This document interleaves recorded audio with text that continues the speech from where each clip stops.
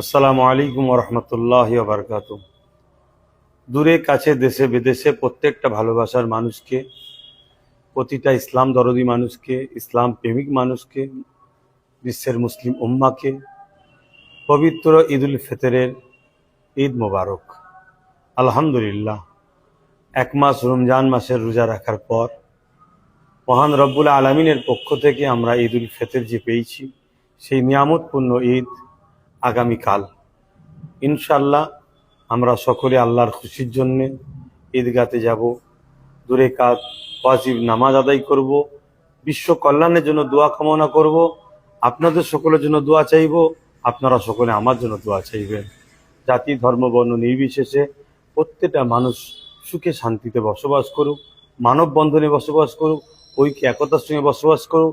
বিশেষ করে আমার দেশের ভৌগোলিক পরিস্থিতি সার্বিক দিক দিয়ে উন্নতি হোক এবং মানুষ্য জাতি সর্বধর্মের ভারতবাসী মিলেমিশে থাকুক, এটাই দোয়া কামনা করব মহান রব্বুল আলমিনের কাছে। আপনারা সকলে ভালো থাকেন। সকলকে আরও একবার ঈদ উল ফিতরের ঈদ মুবারকবাদ জানাই।